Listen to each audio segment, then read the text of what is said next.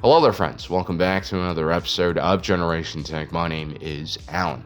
The first season of Andor went off without much fanfare. I mean, there was almost no marketing for it. And the fans that did know that it was coming out were kind of confused about why they were making a story about Cassian Andor, a minor character from Rogue One. I mean, I was actually part of that group. Like, it wasn't until I saw the first few trailers that I started getting interested in Andor. Now, the second season of Andor is probably going to be the most anticipated Star Wars TV show out, and I'm not surprised at all by this because it's very clear that the team behind Andor, Tony Gilroy, Diego Luna, and all these guys have shown more respect for the Star Wars IP and also for the fan base than I think any other production so far. Now, you might be surprised to hear me say this because, when season 1 of Andor came out, there were a lot of hot takes and complaints about the show. There are even people who claim that this was not Star Wars because of a lack of certain elements like Force users and lightsabers. Although I would argue that these weren't actually real reviews, they were more like reports about fan expectations, right? There is no objective attempt to actually analyze the story and the filmmaking process. So, that group of people never really saw Andor for what it was. I'm still really shocked by the fact that Disney allowed something like Andor to be made in the first place. The first thing I really want to talk about is, Disney was caught up in the streaming war, which kind of started in like the mid 2010s and really reached the next level around COVID time. With movie theater revenues tanking and a complete loss of home DVD and VHS sales, which used to be a big part of their earning, Disney would launch their streaming platform in 2018, and immediately they ran into some big trouble. Companies like Netflix have been adjusting their model for making movies more than a decade now, and as a first mover in the streaming space, they had a huge subscription base and content library. Then you had companies like HBO who were a little bit more niche, but were also used to making movie content for TV show prices and have been doing that for many decades, even longer than Netflix has. So both of these companies, when they entered the streaming wars, were in a better position than Disney, which is really just a massive legacy Hollywood-style movie production company. And it's a bloated company, right? It has a lot of issues that HBO and Netflix don't have. Now, on the internet, a lot of people are going to tell you, Disney is failing financially because they're woke. I assure you, this culture war stuff that you see everywhere on the internet, it's really a distraction. I know it's fun and it's easy to understand and it's enjoyable to consume, but I assure you, it doesn't do anyone any good. It really is unhealthy to be that pissed off or angry about fictional characters in shows. I mean, the real reason why I think Disney has failed to really capture momentum with the Star Wars IP is that they fundamentally are a bloated, inefficient company. Remember, this isn't a company that's just making movies, right? They're not just focused on their streaming platform. This is a company that has Disney World theme parks, it has cruise ships, all of this extra stuff. On top of that, it also has a lot of institutional shareholders. It has a lot of government pensions, invested in this company. So there's a lot of politics behind the scenes that I think gets in the way of creators making good content. Now, is some of it related to woke politics? Maybe, but I don't think that's the main problem. Again, for one, legacy companies, whether they're Intel or General Electric or Disney, it's very hard for them to pivot and move into a new era, in this case, the streaming era. And if you take a look at just how much Disney has spent on making their shows, they're clearly behind their competitors. They're struggling with costs. For instance, HBO's excellent Last of Us has a budget of around $100 million or $10 million per episode. In comparison, Kenobi, which has been criticized for bad CGI and poor action sequences, costs around $15 million per episode. And keep in mind, a lot of the show was shot on the Stagecraft digital background, which is supposed to save money. Ahsoka and Book of Boba Fett were also made for a similar cost using similar cost-saving technology. While all these shows were quite interesting in their own ways and, had good moments, overall, their quality was far below anything HBO has created, and it's definitely also less quality than some of the top Netflix shows we've seen. And I think the biggest issue with these shows, the Filoniverse as it's called, is the content is driven heavily by nostalgia and previous fan expectations, which is fine in the short run, but you can't really sustain a franchise like this on nostalgia. You have to make new content. You have to gain new audiences. I know a lot of people are like, well, we don't want new audiences, but that's just not how things work. You have to continue to grow or you die. And Filoni, unfortunately, is so heavily tied to the George Lucas stuff that I don't really think he's able to make content removed from George Lucas. So he's the kind of guy you want writing the side quest and building the lore in the background, something he understands quite a lot. And so what we have is a company that makes decisions based off of out-of-touch executives. We have a company that spends a lot more money than its competitors to get the same quality of content. And when the streaming wars started and the Disney streaming service didn't have enough content, they were forced to make a lot of shows. A lot of mediocre shows. Even though Disney has a massive backlog of their own movies and films, along with the 21st Century Fox's library, it still needed new content to justify people signing up. And the result is, all of these Star Wars standalone TV series, Kenobi, Book of Boba Fett, and even Ahsoka, have all underperformed from either a ratings point of view or, review point of view. And I really think the main reason this happened is because the concept for these shows were clearly made up by some guy in a suit who doesn't necessarily understand the fan base or how things work in a more deeper way. On paper, it all sounds great. I mean, who doesn't like Boba Fett? He's probably one of the coolest looking characters in the original trilogy. Who doesn't love Kenobi? He's everyone's favorite Jedi, and everyone loves Ewan McGregor as well. And then you have Rosario Dawson bringing star-powered Ahsoka in live action. That can't be ignored. Whoever came up with those ideas clearly didn't really think this out deeply because, Boba Fett, for instance, is a violent individual who's quite brutal. He doesn't really fit into the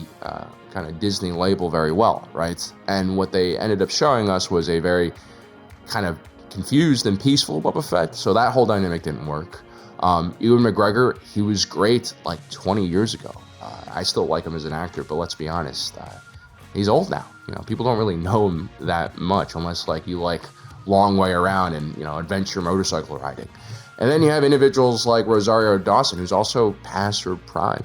She kind of looked a little old in Ahsoka moving around. But that's those are just the small details, right? They got a lot of things wrong from the conceptual phase. The truth is, you can only do so much with fan services. Most writers want to tell their own story, and a lot of writers are not good at filling in character stories made by other people. I mean, it's possible, but usually that means there's a lot of oversight. There's very powerful executive producers, and unfortunately, a lot of Disney Star Wars projects seem like that. There's very weak directors, and then you have these larger executive producers like Filoni who kind of come in and reshape things, and it usually doesn't work out that well. Now, in fairness, Disney tried to do something original with the Acolytes. I know a lot of you guys hated it, and people were really upset by my coverage of the show, but again, at least Disney tried to do something new. They went to a new era. They introduced new characters that were mostly not connected to the Skywalker saga, and I respect them for doing that. For a franchise to survive, you have to do this. Evolve and bring in new audiences. Now, the show was ultimately a disappointment, right? A lot of the things that they were trying to do with the story didn't resolve in a very meaningful or well thought out way, in my opinion. But more importantly, each episode cost $28 to $29 million.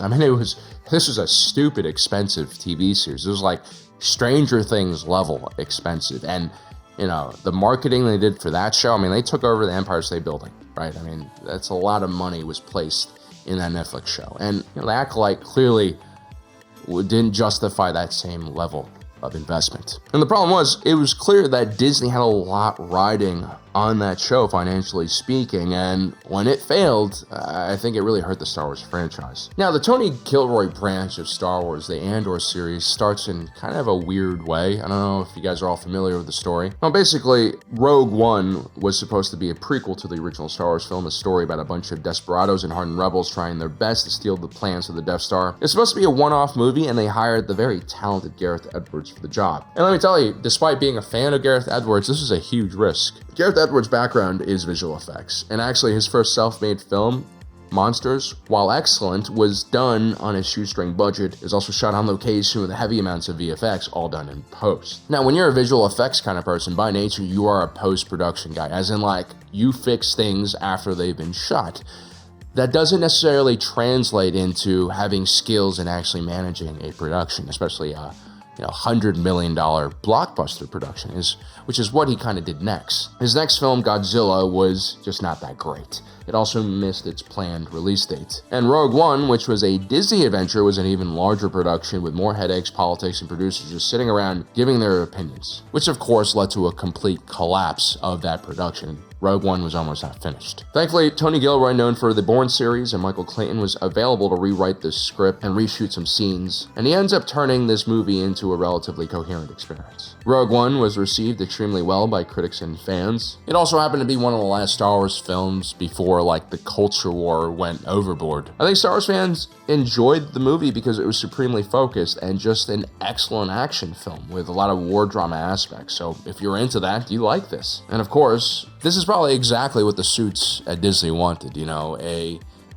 financially successful Star Wars film that digs only a little bit into their newly purchased IP, right? And perhaps the success of Rogue One is why Disney ultimately brought Tony Gilroy back to be the showrunner for Andor. What's even more interesting is that Kathleen Kennedy seems to be really hands-off with this production. She trusts Tony Gilroy in a way that she hasn't trusted other creators, right?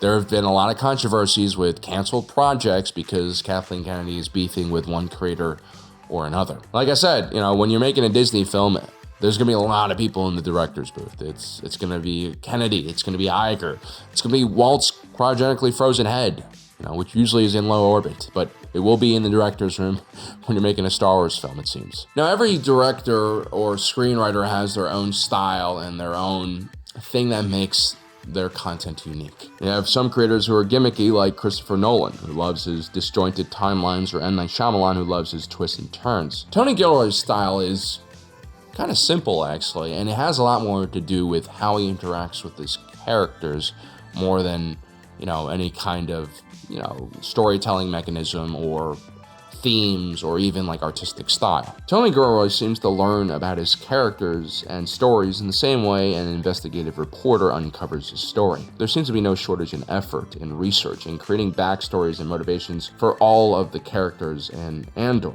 I remember in my first few reviews of the first season of Andor, I kept on throwing that term show don't tell, because that's all Tony Gilroy does. One gets the sense that he created this world, he created all these characters, he got to know them intimately, and then he just started playing around with everything like action figures. He's like, how would Luther Isles sound talking to Saw Gerrera? Well, let's do it. And so Tony Gilroy didn't need to tell us that Luther Isles was living a double life. They just showed us his transformation from rebel leader to the owner of an antique store. They didn't show us how wretched and desperate Andor was. They just showed us how he slept and how his friends interacted with him and talked about him behind his back. Star Wars fans already come through every little scene looking for, more details, especially if you're a content creator. And so Andor is probably the first TV series or, entry in Star Wars that actually deserves that kind of fine comb go through. And so when I watched Andor, I felt like I was actually watching real people with real stories and struggles. These weren't cookie cutter, stereotypical, or cliche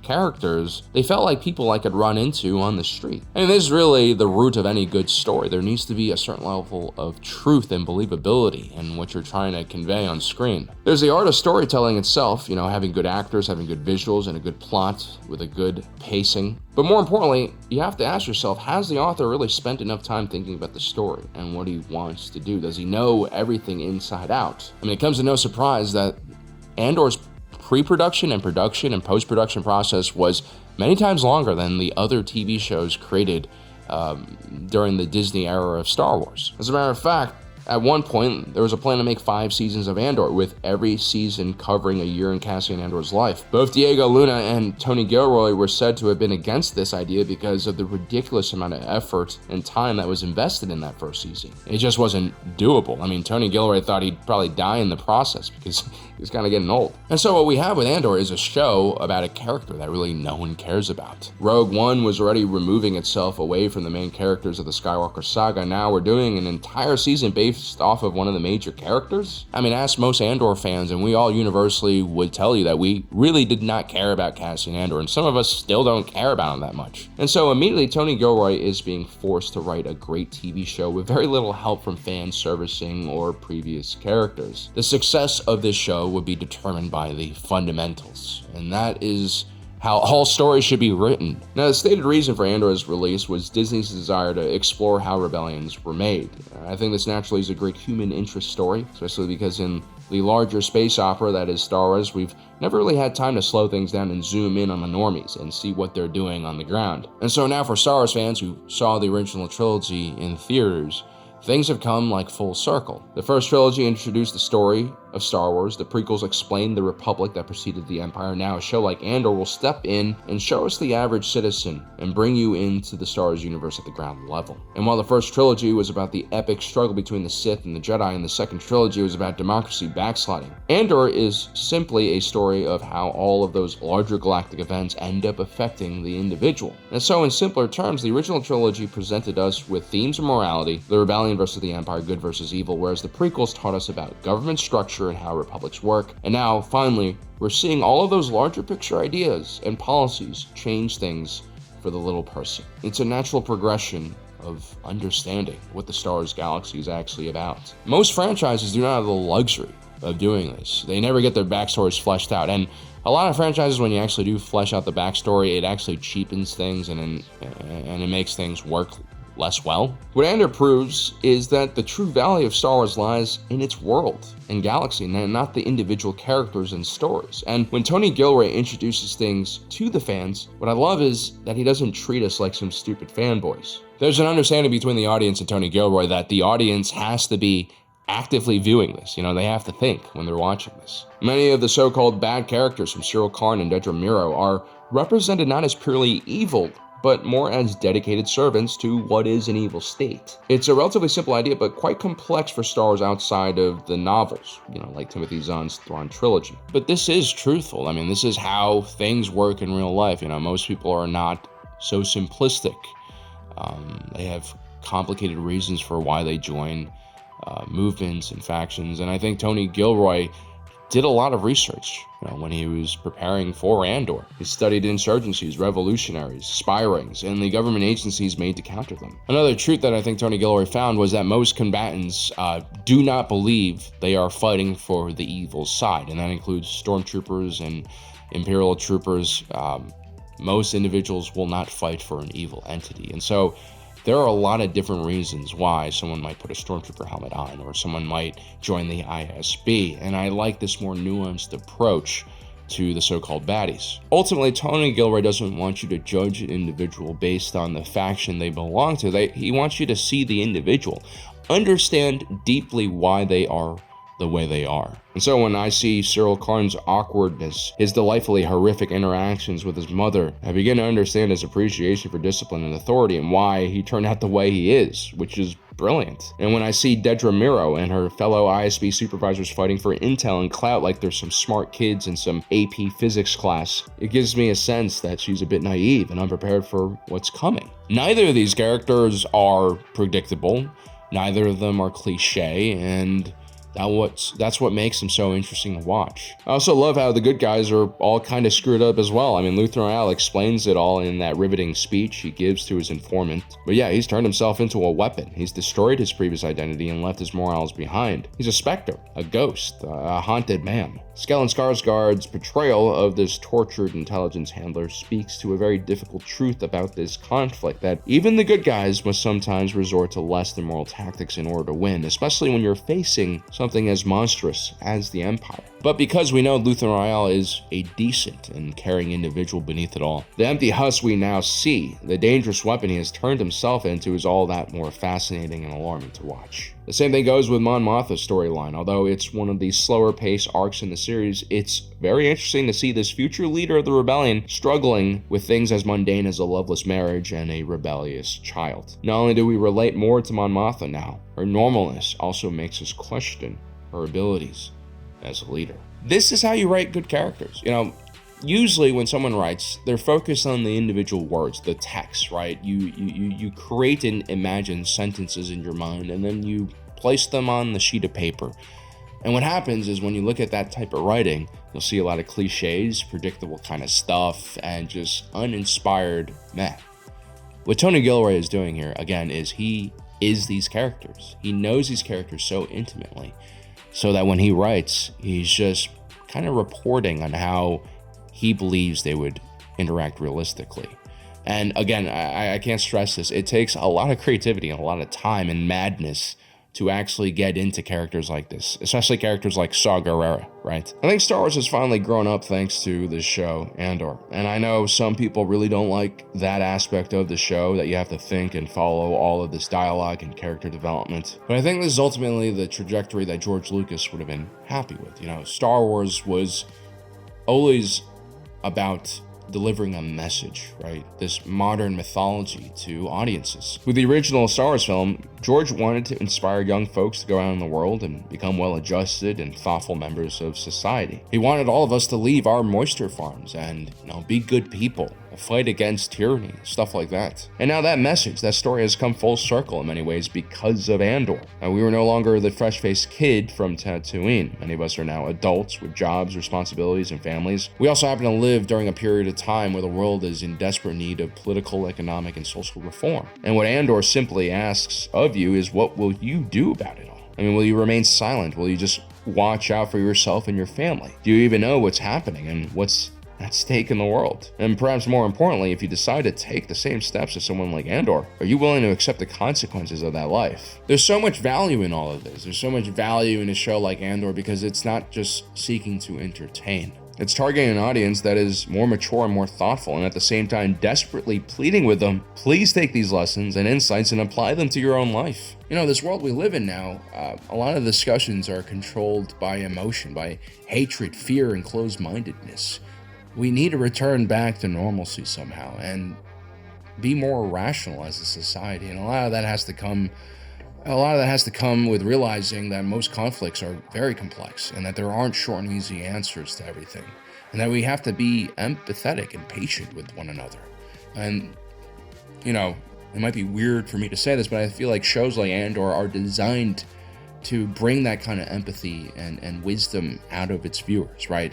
A lot of shows are designed to entertain in a very numbing way, but Andor, again, I think is a show that is designed to improve the audience. At the end of the day, that's why I love Andor, because it respects the audience and also asks more of us. It doesn't just try to baby us or try to distract us with magic or laser swords. It's telling us that it's time to make the leap, to stop obsessing so much over a fictional galaxy and take a look outside, because a lot of the things we talk about, not just in Andor, but in Star Wars in general, a lot of these conflicts, a lot of these issues, political, economic, and social, are also happening outside.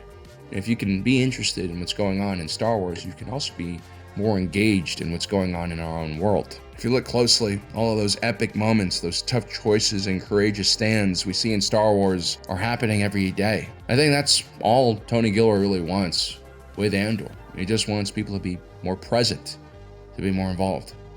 And that's why I really love this show. Well, guys, I hope you enjoyed today's video. Don't forget to subscribe and hit that notification button down below so you don't miss out on the rest of our awesome content. As usual, my name is Alan, reminding you that my allegiance is to the Republic, to democracy. I'll see you next time.